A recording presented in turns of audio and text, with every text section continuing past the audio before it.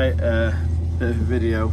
I'm guessing if you're on this channel you've already seen my attempts at circuit racing in a steel-bodied saloon. Well, I sort of given up on that because I was just not getting there, and the car was never gonna see the checker flag first. So I decided to buy a space frame, and thought this was the way forward to try and come home first. So I built this turbocharged Hillman engine to go in the space frame, and this little video is going to be a little bit about what I've done so far and just where we're at for those of you that are interested. So hopefully we'll be out next year testing, if not racing at least.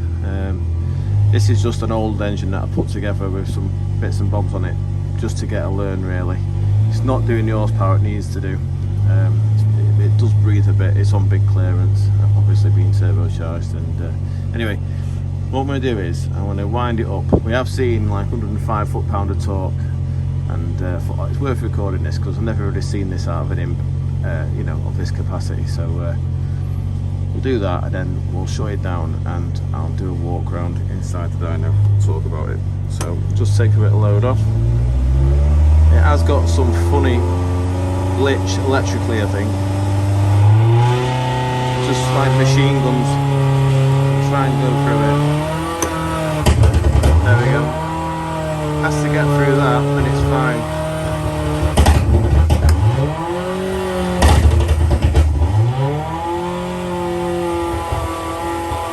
I don't know what's going on, whether it's electrical or what.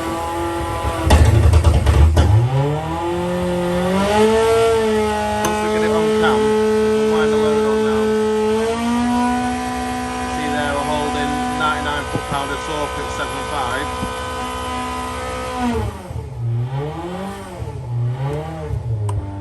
I'll try and get a low end figure. We've got a little oil leak on the oil drain from the turbo, which isn't ideal because it fills the dyno full of smoke, but the fans should clear it quite quickly. I've got a low bore load on now. I'll try and get a 5,000 figure because we have seen nearly 110 foot-pound of torque there.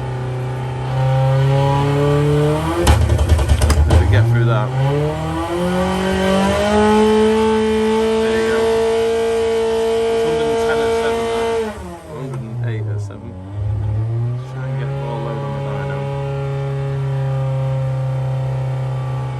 Exhaust has got a bit of a glow on it, you can see that there.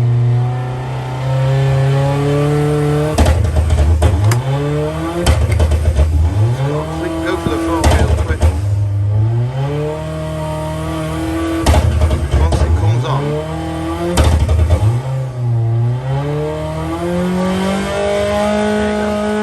So that's 110 at 6.5. Right, we'll give it a rest now because it's breathing real bad, but not sure whether that's just because we're running in oil, and obviously it's on big clearance, on like 6 hour running clearance on the pistons.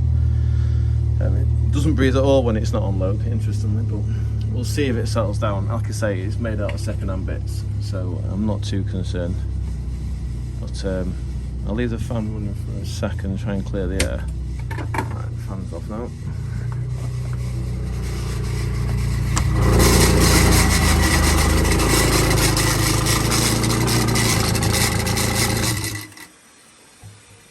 So this engine, basically, believe it or not, Bogo Hillman crankshaft rods with a cast piston that I found on eBay that was dished, which was sort of ideal.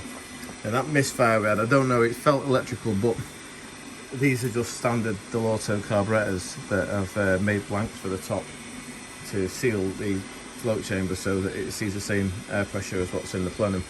And I suspect there's some issue with the fuel going over the top of the air correctors or something, but like again, it's all work in progress. Obviously I've dry sumped it, but that had to be the way because of the fact it's going to be going in the space frame. You know, we don't want it to suffer from any oil surge issues because that'd see it off with all them G-forces. So got a dry sump system that's quite good. The head was a lovely head. It was a Cscc big valve head. I think it's actually got the Cscc numbers on it there, but it's been skimmed so much that the even the oil pressure port for the switch had to be blanked off because it had broken through into it.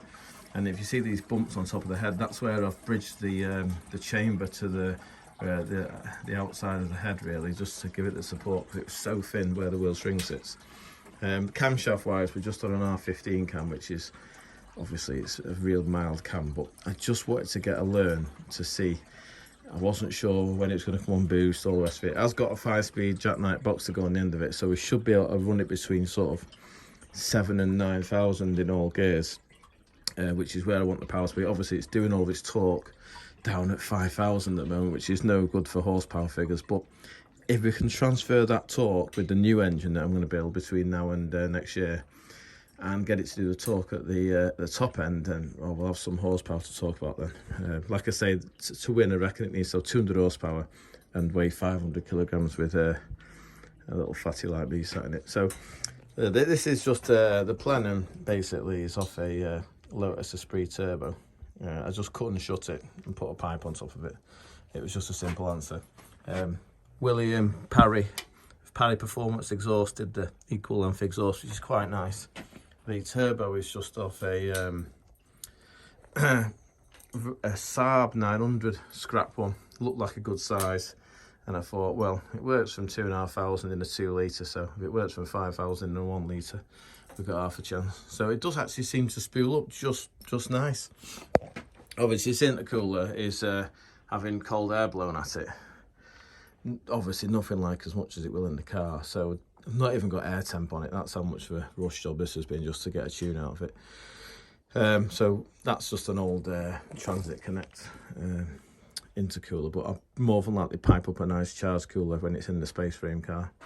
Say the blocks are standard imp. It's been dry lined, bigger piston. I think it's 75.5, makes it about 1070cc or something. It's 9.5 to 1 compression.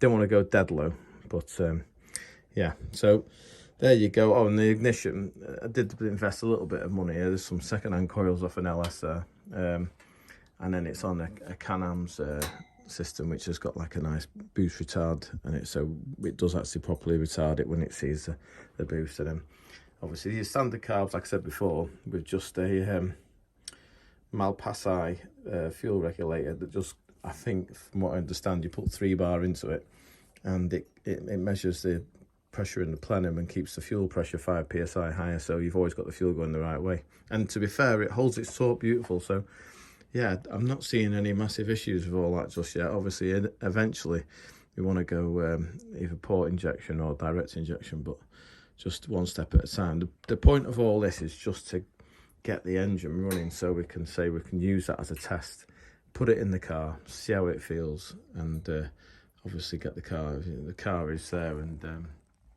yeah, it needs a lot of work, but we'll try and get it sorted for next year. Thanks for watching the video anyway. Hope you've enjoyed watching the Hillman get a bit of pain. See you now.